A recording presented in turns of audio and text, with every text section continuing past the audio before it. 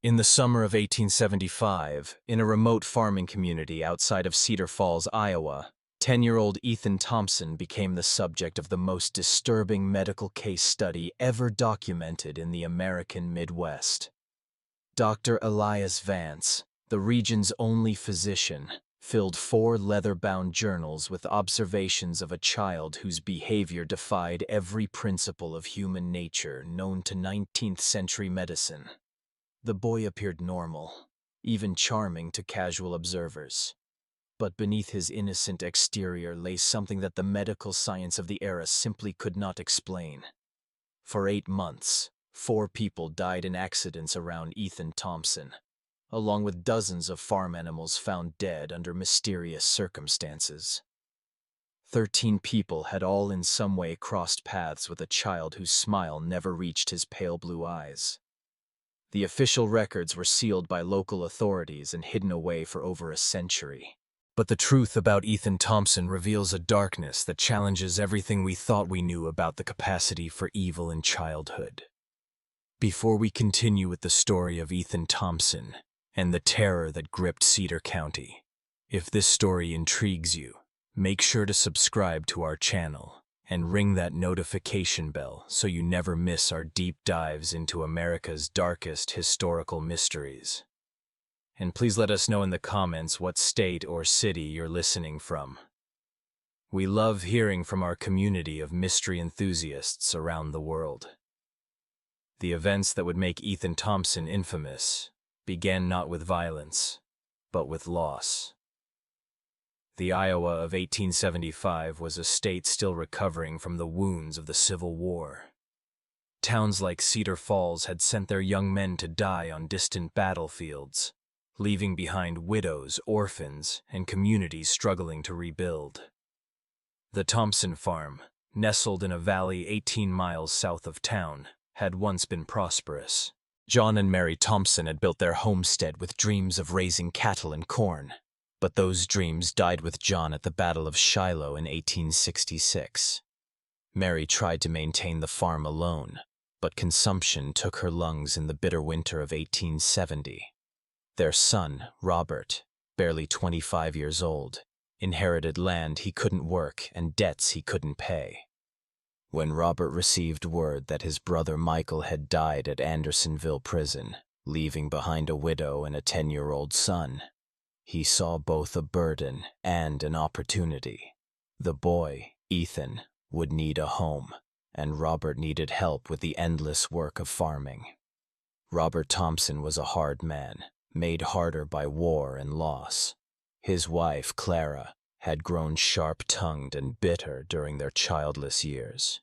Neither was particularly suited for raising a child, especially one who arrived at their door in the spring of 1874. Carrying nothing but a small cloth bag and eyes that seemed far too old for his young face. Ethan Thompson was small for his age, with pale skin that burned easily in the Iowa sun and blonde hair that his Aunt Clara kept cut short to keep the lice away.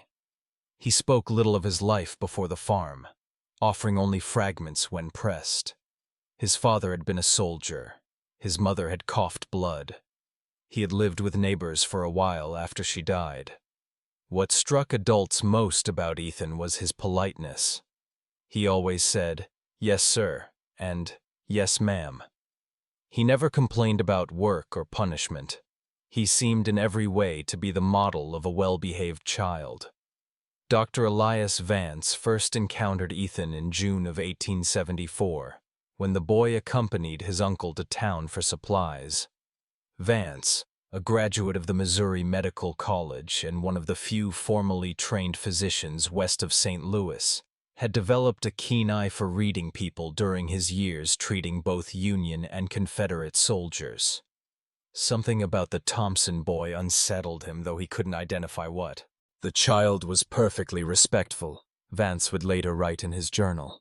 He answered questions directly, maintained appropriate eye contact, and displayed none of the fidgeting or shyness typical of rural children encountering strangers. Yet, I found myself deeply uncomfortable in his presence. His gaze held an intensity that seemed to suggest he was studying me with the same clinical interest that I typically reserved for my patients. The farming community around Cedar Falls was small enough that everyone knew everyone else's business. The Thompson farm was isolated, but not so isolated that neighbors didn't notice things. Mrs. Abigail Peterson, whose property bordered the Thompson land, would often see Ethan working in the fields or tending to the livestock. She remarked to her husband that the boy worked with unusual focus for a child his age, never seeming to tire, never stopping to play or rest, as children naturally do. "It was like watching a little machine," she told her husband Samuel over dinner one evening. He'd worked steady from sunrise to sunset, never complaining, never slowing down. It ain't natural for a boy to have no play in him at all. The Peterson farm kept chickens, and Abigail noticed that her birds became agitated whenever Ethan was near the property line. They would cluster together, squawking and ruffling their feathers, refusing to venture close to the fence that separated the properties. Her husband dismissed it as coincidence, but Abigail couldn't shake the feeling that the animals sensed something about the boy that humans missed. The first death occurred on a sweltering afternoon in August 1874. Little Sarah Jennings, 6 years old, was the daughter of the town blacksmith and known throughout the community for her bright laugh and tendency to wander. She had been playing near Willow Creek, a shallow stream that ran between several properties, including the Thompson farm. Ethan found her body. He arrived at the Jennings home just as the family was preparing for supper, his clothes damp and his face pale with what appeared to be genuine distress. "Mrs. Jennings," he said, his voice steady despite his obvious agitation. "I found Sarah by the creek. She's not breathing." The search party that rushed to the creek found Sarah Jennings face down in water barely 20 inches deep. Dr. Vance, summoned immediately, determined that the child had drowned, a tragic but not uncommon accident in rural areas where children played unsupervised near water. What troubled Vance was not the death itself, but Ethan's account of discovering the body. The boy provided an unusually detailed description of exactly where Sarah had been found, the position of her body, and the condition of her clothing. When pressed about how he had come to be in that particular spot at that particular time, Ethan explained that he had been looking for a lost calf. The boy's recall was remarkably precise, Vance noted in his journal. He could describe the exact position of the deceased child's limbs, the way her dress had been caught on a submerged branch, even the color of the water around her face. Such attention to detail seemed unusual for a child who claimed to be frightened and upset by the discovery. Robert Thompson, when questioned, confirmed that one of their calves had indeed gone missing that morning, and that he had sent Ethan to search the creek area. The calf was found 3 days later, healthy and grazing in a meadow nearly 2 miles from where Sarah Jennings had drowned. The Jennings family, devastated by their loss, received Ethan's sympathy with gratitude. He had, after all, been the one to find their daughter and alert them immediately. At the funeral, Ethan sat quietly with his aunt and uncle, his head bowed respectfully throughout the service. When the family thanked him for his quick action in alerting them, he accepted their gratitude with appropriate solemnity.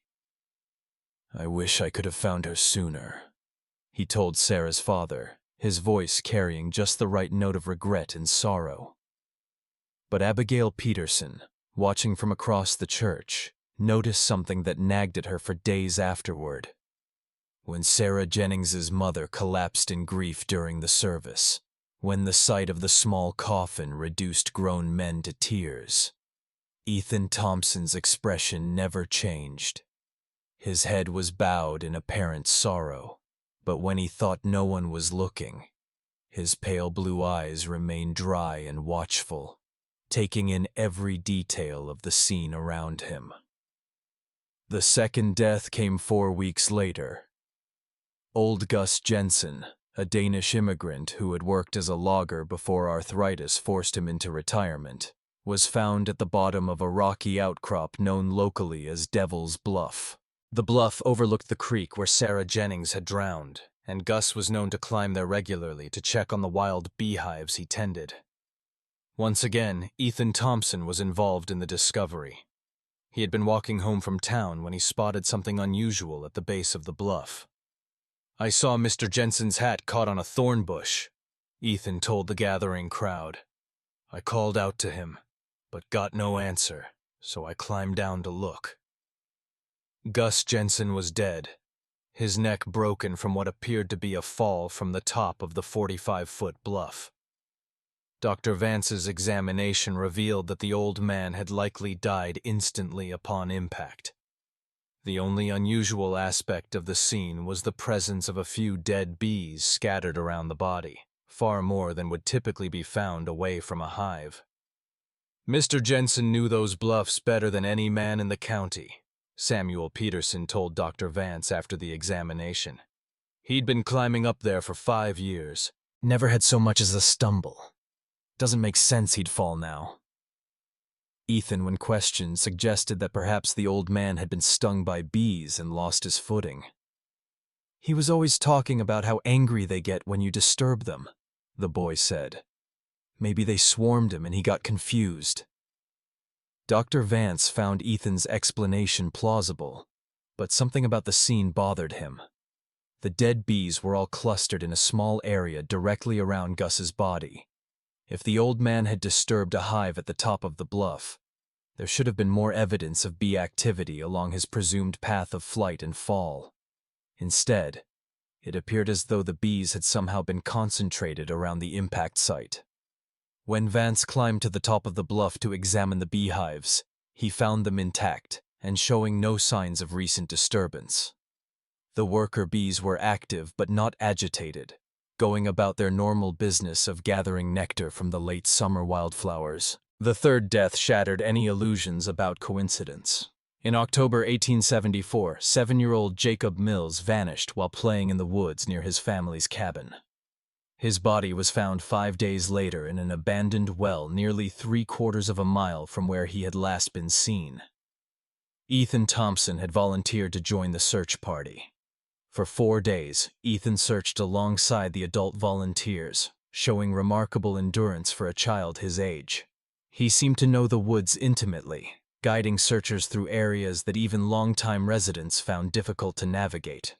When asked how he had learned the terrain so well, Ethan explained that he often explored the woods during his free time, looking for useful plants and herbs that his aunt could use for cooking and medicine. On the 5th day, Ethan appeared at the Mills cabin just after dawn. "I think I found something," he told Jacob's father, his voice heavy with exhaustion. "There's an old well about 3/4 of a mile north of here. I heard what sounded like crying." The well was partially concealed by fallen logs and overgrown brush. Jacob Mills was at the bottom, alive but barely conscious, suffering from dehydration and exposure. Dr. Vance was summoned immediately, but the boy died within a few hours of being pulled from the well, his small body unable to recover from the ordeal. "The child had been at the bottom of that well for nearly 5 days," Vance wrote in his journal. The fact that Ethan Thompson was able to locate him in such an obscure location raises troubling questions. How extensive is the boy's knowledge of the local terrain? What other hidden dangers might he be aware of? More troubling still was Ethan's behavior during Jacob's final hours. While the Mills family maintained a vigil around their dying son, Ethan sat quietly in the corner of the cabin, apparently praying, but Dr. Vance, positioned where he could observe the boy without being noticed, saw something that deeply disturbed him. Ethan wasn't praying. His lips were moving, but his eyes were fixed on Jacob Mills with an intensity that seemed almost scientific. He appeared to be cataloging every detail of the dying child's condition: the labored breathing, the pale skin, the way consciousness flickered in and out. When Jacob finally died, Ethan's expression showed no grief or shock. Instead, there was something that Vance could only describe as satisfaction. After the funeral, Dr. Vance made an excuse to visit the abandoned well where Jacob had been found. The site troubled him for reasons he couldn't articulate. The well was indeed well hidden, concealed by natural debris that would have taken considerable effort to move. Yet Ethan had claimed to hear crying from this location, a claim that seemed improbable given the depth of the well and the amount of brush covering it. As Vance examined the scene more carefully, he noticed something that the initial rescue party had missed in their urgency to save Jacob Mills. Around the rim of the well, the debris had been arranged with unusual precision. Logs and branches that should have fallen randomly showed signs of deliberate placement, creating a natural-looking camouflage that would be nearly impossible to spot unless one knew exactly where to look. The implications were too disturbing to voice aloud, but Vance could not shake the suspicion that Jacob Mills had not simply fallen into the well. Someone had placed him there, and someone had carefully concealed the location until the boy was too weak to survive rescue. That evening, Vance began keeping detailed notes about Ethan Thompson. If his suspicions were correct, the boy posed a danger to the entire community. But suspicions were not evidence, and evidence was exactly what Vance lacked. The problem was that Ethan Thompson was by all appearances a model child. He attended church regularly with his aunt and uncle, sitting quietly through services and reciting prayers with appropriate reverence. He worked diligently on the farm, completing tasks that would challenge many adult workers. He spoke respectfully to his elders and showed proper deference to authority figures. Most importantly, Ethan had plausible explanations for his presence at each tragedy. He had been looking for a lost calf when he found Sarah Jennings. He had been walking home from town when he spotted Gus Jensen's hat. He had volunteered to help search for Jacob Mills, as any concerned member of the community would do. But Vance's medical training had taught him to look beyond surface appearances. In treating wounded soldiers, he had learned to recognize the signs of men who killed not from patriotic duty or desperate necessity, but from something darker and more fundamental. There was a coldness in such men, a disconnection from normal human emotion that manifested in subtle ways. Too little reaction to horror, too much interest in suffering, an ability to discuss violence with clinical detachment. Ethan Thompson displayed all of these characteristics, but compressed into the body and face of a 10-year-old child. Dr. Vance's investigation began in earnest in November 1874. Dr. Elias Vance, using his position as the community's physician, made regular visits to farms and homes throughout the area, ostensibly checking on the health of families still recovering from the hardships of war. In reality, he was gathering information about Ethan Thompson. What he discovered painted a disturbing picture of a child who seemed to exist at the center of an ever-widening circle of misfortune. Livestock on neighboring farms had been dying at unusual rates, not from disease, but from what appeared to be accidental injuries. Chickens were found with broken necks, apparently killed by foxes that left no other signs of predation. Pigs suffered mysterious wounds that became infected and led to death. Horses developed sudden lameness that forced farmers to put them down. Mrs. Abigail Peterson confided to Dr. Vance that she had lost 21 chickens in the past 3 months. "It's the strangest thing," she said. "They're dying 1 or 2 at a time, always found in the morning with their necks broken clean. My husband thinks it's foxes, but I've never seen fox sign around the coop, and the way they're killed, it's too neat, too." When Vance examined the most recent casualties, he found evidence that supported Abigail's suspicions. The chickens had been killed with precise force applied to specific points on their necks, a technique that required considerable knowledge of anatomy. It was not the random violence typical of predator attacks, but something much more deliberate and controlled. Similar patterns emerged on other farms. James Wickham had lost 4 calves to what he described as freak accidents. Animals that had somehow managed to strangle themselves on ropes or wedge their heads in fence rails in ways that defied logical explanation.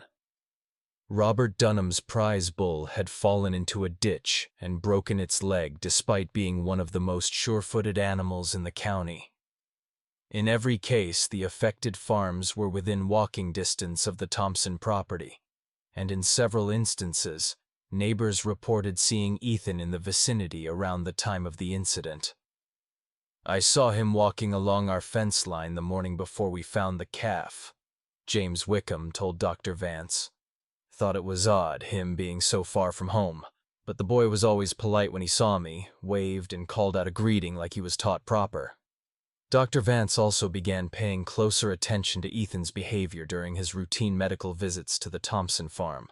The boy was always present during these visits, standing quietly while Dr. Vance examined his aunt and uncle for the various ailments common to farming life. But Vance noticed that Ethan watched these examinations with unusual interest, asking questions about anatomy and medical procedures that seemed advanced for a child his age. "How do you know if someone's really dead?" Ethan asked during one visit, his tone casual as if discussing the weather. "Sometimes people just look like they're sleeping." When pressed to explain his curiosity, Ethan said he was concerned about being able to help if someone was hurt while he was alone on the farm. "Uncle Robert says I need to know how to handle emergencies since we're so far from town," he explained. The explanation was reasonable, but something about the question disturbed Dr. Vance. There was a clinical quality to Ethan's interest in death and injury that went beyond normal childhood curiosity. The boy asked about the mechanics of dying, how long it took, what signs to look for, whether people could survive various types of trauma, with the same detached interest that a medical student might show in studying cadavers. During these conversations, Vance began testing Ethan's knowledge with deliberately false information, claiming that certain injuries were fatal when they were not, or that specific symptoms indicated particular conditions. Ethan never challenged these false statements directly, but Vance noticed that the boy filed away every piece of information with remarkable retention. More disturbing still was Ethan's response to Dr. Vance's stories about treating wounded soldiers during the war. While most children showed appropriate shock or sadness when hearing about battlefield injuries, Ethan listened with rapt attention, asking detailed questions about wound patterns, blood loss, and survival rates. "Did they scream a lot when you cut off their arms?" Ethan asked during one such conversation, his pale blue eyes fixed intently on Dr. Vance's face. "Or were they too hurt to make noise?" The question, delivered in Ethan's characteristically polite tone, sent a chill through Dr. Vance that he would never forget. By November 1874, Dr. Vance had filled nearly 2 complete journals with observations about Ethan Thompson. The picture that emerged was that of a child who possessed an adult's understanding of violence and death, combined with a complete absence of normal human empathy. But documentation was not the same as evidence. And evidence was what Vance would need if he hoped to protect the community from what he increasingly believed was a dangerous predator. The opportunity to gather that evidence came when Thomas Thompson injured his back during the fall harvest. The injury required bed rest and daily medical visits, giving Dr. Vance unprecedented access to the Thompson household. During these visits, he began engaging Ethan in longer conversations, carefully probing to understand the extent of the boy's knowledge and the nature of his thoughts. What he discovered exceeded his worst fears. Ethan Thompson had been conducting experiments on living creatures for months, possibly years. Using a combination of careful questioning and direct observation, Dr. Vance determined that the boy had been systematically capturing and torturing small animals, studying their responses to various forms of injury and distress. Ethan had mentioned the cave during one of their conversations, describing it as a place where he went to think and be alone. When Dr. Vance investigated the site, he found a carefully organized collection of animal bones, crude surgical instruments fashioned from farm tools, and a series of detailed drawings that documented various experiments in torture and mutilation. The drawings were the most disturbing discovery. Rendered with surprising artistic skill for a child, they showed rabbits, squirrels, birds, and larger animals in various stages of dissection and injury. Each drawing was accompanied by notes written in Ethan's careful handwriting, describing the animal's reactions, the time it took to die, and observations about which methods caused the most suffering. Subject remained conscious for approximately 15 minutes after removal of eyes, read one notation beside a detailed drawing of a rabbit. Vocalizations decreased gradually. Movement ceased after application of pressure to throat. Dr. Vance realized that Ethan had been using the community's animals as subjects for increasingly sophisticated experiments in cruelty. The accidental deaths on neighboring farms were actually the result of Ethan's desire to test his methods on larger subjects. But the most chilling discovery was a newer set of drawings that showed human figures instead of animals. These sketches depicted children and adults in various poses of distress and injury. Each was accompanied by speculative notes about human anatomy and potential methods of causing harm. One drawing showed a figure that was unmistakably Sarah Jennings, the first child to die. Another depicted Gus Jensen. A third showed Jacob Mills at the bottom of a well with detailed annotations about the effects of dehydration and exposure on the human body. Ethan Thompson had not simply been present when these people died. He had planned their deaths, executed those plans with methodical precision, and documented the results for future study. As Dr. Vance would soon discover, the horror in Cedar County was far from over. If this story is giving you chills, share this video with a friend who loves dark mysteries. Hit that like button to support our content, and don't forget to subscribe to never miss stories like this. Let's discover together what happens next. Dr. Vance faced an impossible situation. The evidence in the cave proved that Ethan Thompson was responsible for multiple deaths, but that evidence had been obtained through what amounted to an illegal search. Moreover, the idea that a 10-year-old child could be a calculating murderer was so far outside the accepted understanding of human nature that no court would accept such a claim. The medical science of 1875 had no framework for understanding antisocial personality disorder or psychopathy. The prevailing belief was that children were inherently innocent, corrupted only by bad influences or traumatic experiences. The idea that a child could be born without the capacity for empathy or moral reasoning was literally inconceivable to most people. Vance knew that if he presented his findings to local authorities, he would likely be dismissed as a man whose mind had been damaged by too many years of treating war casualties. The evidence would be explained away. Ethan would be defended as a traumatized orphan acting out his grief, and the killings would continue. Instead, Dr. Vance decided to confront Ethan directly. During his next visit to the Thompson farm, he asked the boy to walk with him to check on the livestock in the far pasture. Once they were alone, Dr. Vance revealed what he had discovered in the cave. Ethan's reaction was not what Dr. Vance had expected. The boy showed no surprise, no denial, no fear at being caught. Instead, he listened calmly as Dr. Vance described the drawings and notes, occasionally nodding as if confirming the accuracy of the doctor's observations.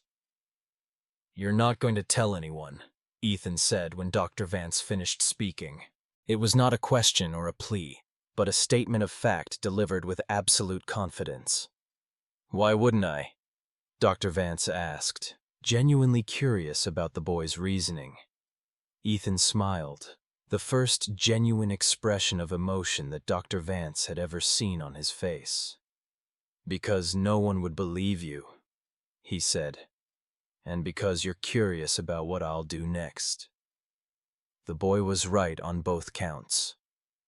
Dr. Vance knew that his claims would sound like the ravings of a man losing his sanity, but Ethan had also identified something that the doctor was reluctant to admit, even to himself: a scientific fascination with observing the development of what might be the most dangerous human being he had ever encountered. "How long have you been doing this?" Dr. Vance asked. "Since I was 5, Ethan replied matter-of-factly. "Maybe earlier. I started with insects, then mice, then bigger things. It's interesting to see how different animals react to the same treatments." "And the people who died?" Ethan shrugged. "They were experiments too. I wanted to see if people would react the same way as animals. They do mostly, but they're better at understanding what's happening to them. That makes it more interesting." Dr. Vance felt a chill that had nothing to do with the November air. "What are you planning to do next?" Ethan considered the question seriously before answering. "I need to find out what happens when you hurt someone who trusts you completely. Someone who wouldn't suspect anything until it was too late." The implication was clear. Ethan was planning to kill his aunt and uncle. Dr. Vance knew he had perhaps days, possibly only hours, before Ethan acted on his plans. The boy had revealed his intentions with the casual confidence of someone who believed himself untouchable, and past experience suggested that Ethan did not delay once he had decided on a course of action. That evening, Dr. Vance visited Sheriff William Crawford in Cedar Falls. Crawford was a practical man who had served with distinction in the Union Army and had little patience for theories or speculation. But he also trusted Dr. Vance's judgment and was willing to listen to evidence regardless of how unusual the circumstances might be.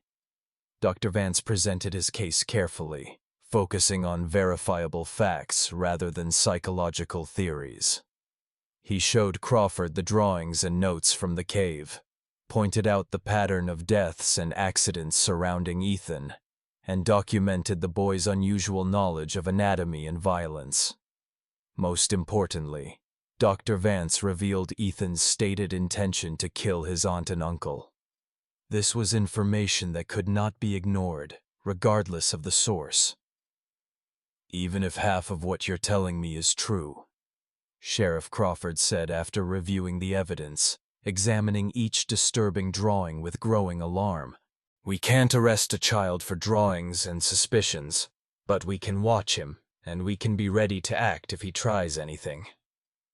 Crawford studied the anatomical precision of Ethan's sketches, noting details that even his experience as a Civil War veteran hadn't prepared him for. The two men spent hours developing their strategy, bringing in Crawford's most trusted deputies, men who had served under him during the war and could be counted on to remain steady under pressure. Dr. Vance and Sheriff Crawford developed a comprehensive plan. Dr. Vance would arrive at the Thompson farm at his usual time, bringing laudanum ostensibly for Thomas's pain management, but actually to keep both Thomas and Clara sedated enough to prevent Ethan from harming them easily. Sheriff Crawford and his deputies would position themselves strategically around the farm property, close enough to respond quickly, but far enough away to avoid detection. The plan was put into effect the following morning as Dr. Vance approached the farmhouse in his buggy. He noticed immediately that something was different. The usual morning sounds of farm activity, chickens pecking in the yard, pigs grunting in their pen, were absent. The property held an unsettling quiet that made his skin crawl. Ethan appeared in the doorway before Dr. Vance had even climbed down from his buggy. The boy stood perfectly still, his pale blue eyes tracking the doctor's movements with predatory focus. He was dressed in his usual work clothes, but Dr. Vance noticed that Ethan's sleeves were rolled up past his elbows, and his hands appeared to have been scrubbed recently, the kind of thorough cleaning that suggested preparation for messy work. "Good morning, Dr. Vance," Ethan said, his voice carrying its characteristic politeness. But something underneath had changed. There was an anticipation there, an excitement that the boy was struggling to contain. "I've been waiting for you." The words sent a chill through Dr. Vance. Ethan's use of waiting suggested that he had been expecting this visit, had perhaps even been counting on it as part of whatever plan he had set in motion. Inside the house, Dr. Vance found Thomas and Clara Thompson in their bedroom, both apparently sleeping peacefully. But as he approached Thomas's bed to check his condition, he noticed that the man's breathing was unusually shallow, and his skin had taken on a grayish pallor that suggested more than natural sleep. "What did you give them?" Dr. Vance asked quietly, not turning to look at Ethan, but knowing the boy was watching every move he made. "Just some herbs I found in the woods," Ethan replied, his tone innocent, but his choice of words deliberate. "There are so many interesting plants growing wild around here. Some of them have very useful properties." Dr. Vance checked Thomas's pulse and found it weak but steady. Clara showed similar symptoms. She was deeply unconscious but still alive. Whatever Ethan had used, he had been careful about the dosage. The boy wanted his victims helpless but alive, at least for now. "They're not going to wake up for several hours," Ethan continued conversationally. "That should give us plenty of time to talk without interruption." The conversation that followed was unlike anything Dr. Vance had ever experienced.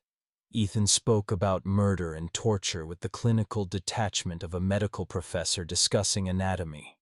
He described his experiments on animals and humans with scientific precision, explaining his methodologies and the insights he had gained from each death. "Sarah Jennings taught me that drowning is actually quite slow," Ethan said, settling into a chair as if beginning a pleasant afternoon chat. "Everyone thinks people just slip under the water and disappear, but that's not how it works at all. There's struggling and panic and this interesting pattern of breathing attempts before the person finally gives up. I had to hold her down for almost 4 minutes before she stopped fighting." Dr. Vance felt his blood turn to ice. "You held her under the water?" Ethan nodded eagerly. "She was playing by the creek, and I told her I'd found a pretty stone on the bottom. When she bent over to look, I just pushed her head down and held it there. She was so small that it didn't take much strength, but she fought harder than I expected. That's when I realized that people have much stronger survival instincts than animals." "And Gus Jensen, that was more complicated," Ethan admitted. "I couldn't overpower him physically, so I had to be more creative.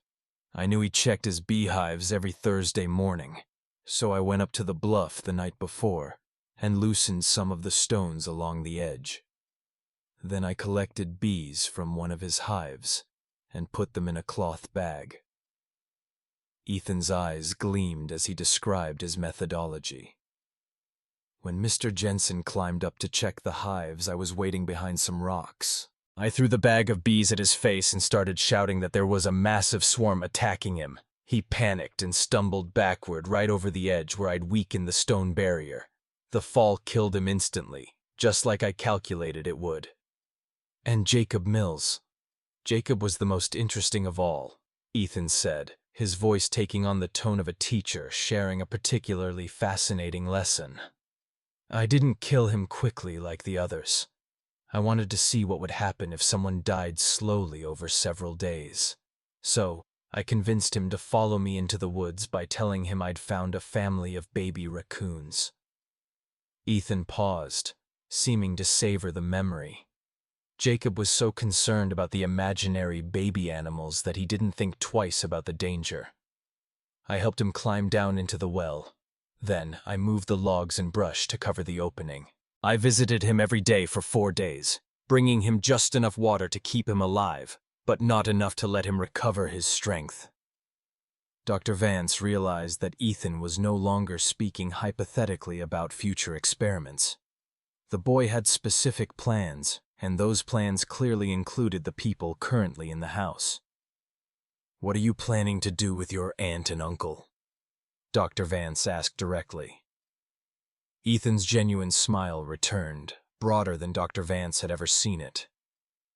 That's where you come in, Dr. Vance. See, all of my previous experiments have been with people who didn't know what was happening to them until it was too late. But you're different. You understand exactly what I am and what I'm capable of.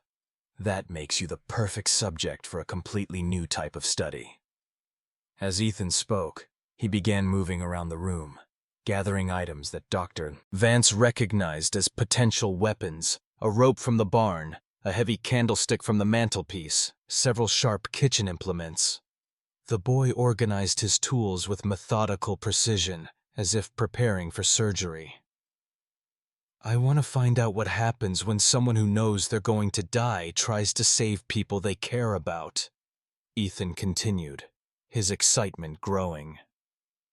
Will you sacrifice yourself to save Uncle Thomas and Aunt Clara? Will you try to fight me, even though you know I've planned for that possibility? Will you try to run away and abandon them to save yourself? Dr. Vance knew that the time for conversation had passed. Ethan had revealed enough of his plans to make clear that everyone in the house was in immediate mortal danger. He drew the pistol from his medical bag and pointed it at the boy. Step away from the knives, Ethan, Dr. Vance said, his voice steady despite his racing heart. Ethan looked at the pistol with interest rather than fear. That's a Navy Colt, isn't it? He asked conversationally. I've seen pictures of them in books about the war. How many bullets does it hold? 6, Dr. Vance replied automatically, then immediately regretted providing the information. And how many people are you trying to protect? Ethan asked. There's Uncle Thomas, Aunt Clara, yourself, and presumably the 3 law enforcement officers outside. That's 6 people if my counting is correct. So, even if you shoot me, you'll have used up all your ammunition. Ethan moved closer, no longer bothering to stay out of pistol range. You want to know how I became what I am? He said, his voice taking on an almost hypnotic quality. You want to understand whether I was born this way or whether something made me this way. You want to know if there are others like me and how to recognize them before they start killing. Each statement was true, and Ethan's ability to identify and exploit Dr. Vance's intellectual curiosity was as frightening as his capacity for violence. The boy understood people well enough to predict their behavior and manipulate their responses, even when they knew they were being manipulated. The confrontation came as Ethan approached his sleeping uncle with a length of rope in his hands. Dr. Vance stepped forward to intervene, but Ethan moved with surprising speed and strength, producing the kitchen knife and slashing at the doctor's arm. The struggle that followed was brief, but violent. Ethan fought with the desperate ferocity of a cornered animal, using the knife with skill that spoke of considerable practice. The boy was smaller and weaker than Dr. Vance, but he was also faster and more agile, and he fought with the calculated precision of someone who had studied anatomy extensively. Dr. Vance managed to grab Ethan's wrist and twist until the boy dropped the knife, but Ethan immediately produced another blade from his clothing. It became clear that the boy had prepared multiple weapons and positioned them strategically throughout the house. The sound of their fight brought Sheriff Crawford and his deputies running from their concealed positions. They burst through the back door to find Dr. Vance struggling with Ethan while Thomas and Clara Thompson lay unconscious on their bed, apparently unaware of the violence occurring around them. Deputy Mitchell quickly subdued Ethan while Dr. Vance caught his breath and checked on the unconscious couple. When the dust settled, Ethan Thompson sat calmly in the corner of the room, his clothes torn and his face bloodied, but his pale blue eyes still holding that same cold intelligence that had first disturbed Dr. Vance so many months earlier. You can't prove anything, Ethan said as the deputies secured him with ropes. Nobody will believe that a child did all those things. Sheriff Crawford looked down at the boy with a mixture of disgust and fascination. "Maybe not," he said, "but we don't have to prove everything. Attempting to murder your family is enough to see you locked up, regardless of your age." Ethan smiled at that, the same genuine expression of emotion that Dr. Vance had seen the day before. "You won't hang me," he said with absolute confidence. "I'm too young and I'm too interesting. Someone will want to study me instead." Ethan Thompson was wrong about his fate, but right about the impossibility of proving his crimes.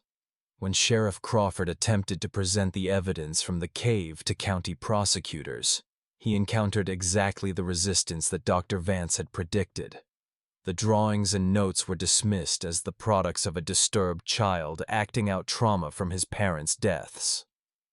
The pattern of accidents and deaths was attributed to coincidence, compounded by Ethan's unfortunate habit of being helpful during emergencies.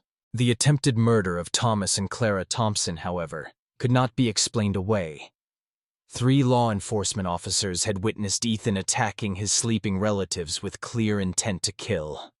Even the most sympathetic observers could not argue that a 10-year-old boy would attack family members with a knife unless something fundamental was wrong with his character. The legal system of 1875 had no framework for dealing with violent children.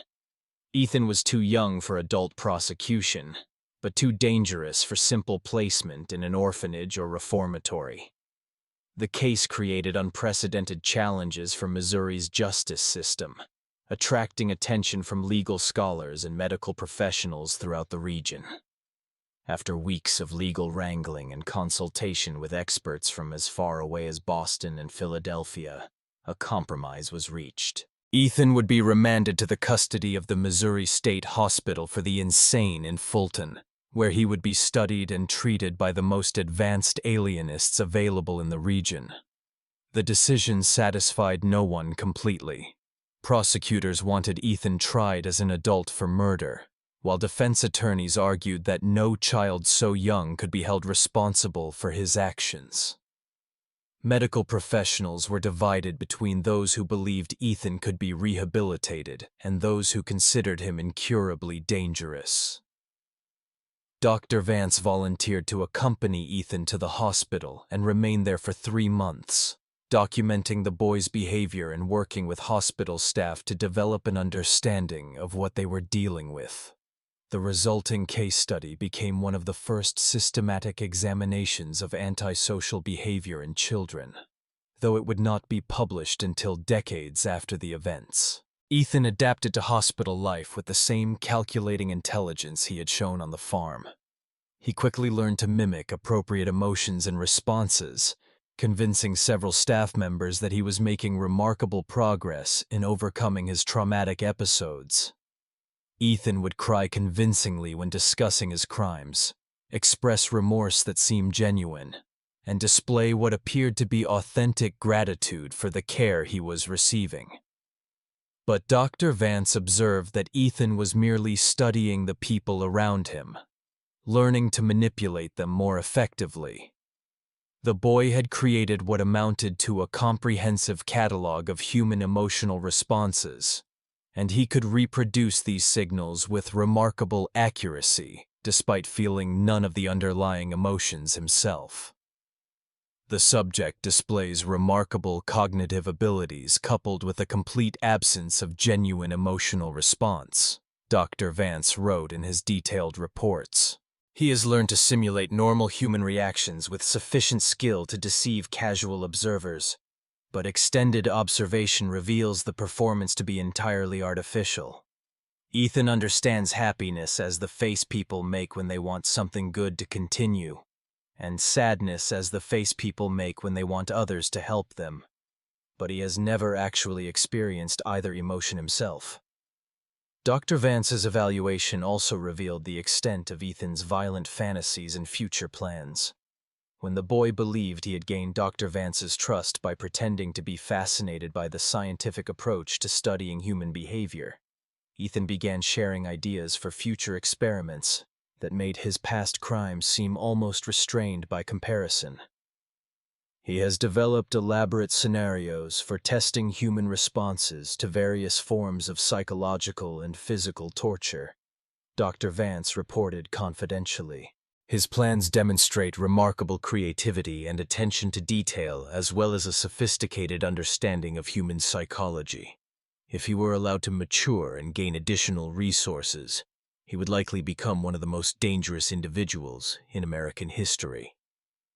The hospital records show that Ethan remained at the facility for 18 months. During that time, several unexplained incidents occurred that bore the hallmarks of Ethan's methods.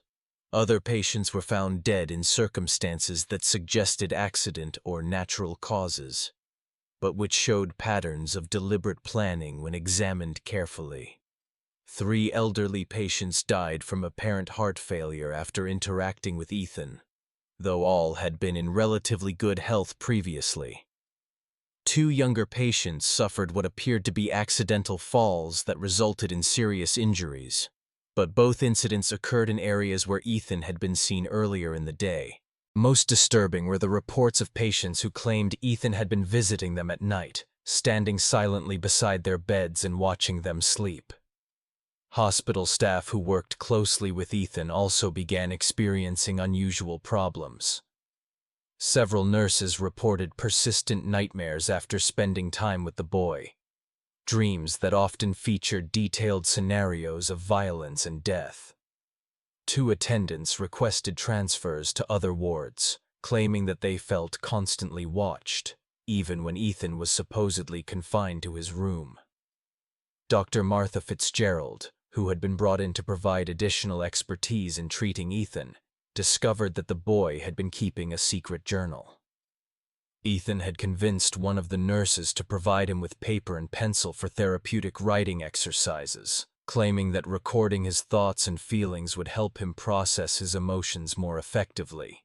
The journal appeared to contain exactly what Ethan had claimed: daily entries describing his thoughts, his regrets about past actions, and his hopes for future rehabilitation. The writing was appropriately childlike in its language and emotional content, and it painted a picture of a deeply troubled but fundamentally redeemable young person struggling to overcome traumatic experiences. But Dr. Fitzgerald's training in European psychiatric techniques included familiarity with coded communication systems. When she applied analytical methods to Ethan's journal, she discovered that the innocent-seeming entries contained a sophisticated cipher system. The decoded messages revealed Ethan's true thoughts and plans in disturbing detail. Rather than experiencing remorse or rehabilitation, he was conducting a systematic study of the hospital, its staff, and its security procedures. His goal was not merely to escape, but to use his time in confinement to develop more advanced techniques for manipulation and murder. Day 47. Dr. F believes my tears during today's session were authentic, read one decoded entry. Her response pattern indicates increased sympathy and reduced suspicion. Estimate 3 more weeks of consistent performance will be required to establish sufficient trust for physical contact during sessions. The discovery of Ethan's coded journal led to an immediate tightening of security procedures and a reduction in his contact with hospital staff. But Ethan adapted to these changes with characteristic flexibility, shifting his focus from manipulation to information gathering about hospital routines and potential escape routes. In the summer of 1877, Ethan Thompson disappeared from the Missouri State Hospital under circumstances that were never fully explained. The official investigation concluded that he had somehow managed to escape during a transfer between buildings, despite being under constant supervision by multiple guards. Dr. Vance suspected that Ethan's escape had been far more sophisticated than the official report suggested. The boy had demonstrated remarkable patience and planning ability throughout his confinement, and it seemed likely that he had spent months preparing for his departure. Evidence discovered after Ethan's disappearance suggested that he had been manipulating the facility staff far more successfully than anyone had realized. Several guards reported having made small policy exceptions for Ethan in the weeks before his escape, allowing him slightly longer exercise periods, providing him with additional reading materials, and making minor adjustments to his daily routine that individually seemed harmless, but collectively may have created opportunities for escape. He spent a year and a half studying that facility and its personnel, Dr. Vance wrote in his final report on the case. By the time he made his move, he understood the psychology of every person who worked there better than they understood themselves. His escape wasn't an act of desperation. It was the culmination of a carefully executed plan. In the months and years following Ethan's disappearance, Dr. Vance began collecting reports of suspicious deaths and accidents throughout the Midwest. Many of these incidents bore hallmarks that seemed consistent with Ethan's methods: carefully staged accidents that resulted in death, evidence of systematic torture of animals, and the presence of a child who seemed unusually helpful and emotionally mature. The challenge was that Ethan would now be older, potentially strong enough to overpower adult victims, and certainly sophisticated enough to avoid the mistakes that had led to his original capture. His time of intensive study in human psychology, combined with his natural intelligence and complete lack of moral restraint, had created something unprecedented in American criminal history. Dr. Vance spent the remaining years of his career tracking these reports and attempting to develop a comprehensive understanding of what Ethan Thompson represented. His private journals, discovered after his death in 1899, contained hundreds of pages documenting cases that might have involved Ethan, along with theoretical discussions about the nature of evil and the possibility that some individuals might be born without the capacity for moral reasoning. The broader implications of Ethan's case continued to influence discussions about criminal justice, child psychology, and mental health treatment for decades after his disappearance. The Thompson farm was abandoned after Thomas and Clara recovered from their ordeal. Neither could bear to remain in the place where they had unknowingly harbored a killer for nearly 2 years. The property eventually reverted to the county and was sold to developers in the 1890s, but local residents avoided the area for decades afterward. The cave where Ethan had conducted his experiments was sealed by Sheriff Crawford shortly after the boy's arrest, but the location was never forgotten by those who knew of its significance. Local legend claimed that the cave was cursed and that animals would not graze in the surrounding area. Dr. Vance's journals were donated to the Missouri Historical Society in 1923 by his daughter, who felt that the scientific value of her father's observations outweighed concerns about the disturbing nature of the content. The journals remain in the Society's archives, available to researchers who can demonstrate a legitimate academic interest in the development of psychological understanding. Thomas and Clara Thompson never spoke publicly about their experience with Ethan, but both lived under assumed names for the remainder of their lives, apparently fearing that the boy might someday return to finish what he had started. Clara died in 1889, and Thomas followed in 1894, neither ever having children of their own. In his final journal entry, written just days before his death in 1899, Dr. Vance reflected on the broader implications of Ethan's case. "I have spent 24 years trying to understand what Ethan Thompson represented, and I fear I have reached a disturbing conclusion. Ethan was not an aberration. He was a glimpse into what human beings might become when stripped of the moral and emotional constraints that we consider fundamental to our nature. If he survived to adulthood, then somewhere in America there walks a man who understands human psychology better than any trained professional, who can manipulate people with supernatural skill, and who views the rest of humanity as nothing more than subjects for experimentation. This mystery shows us that evil can wear the face of innocence, and that our assumptions about childhood and human nature may be dangerously naive.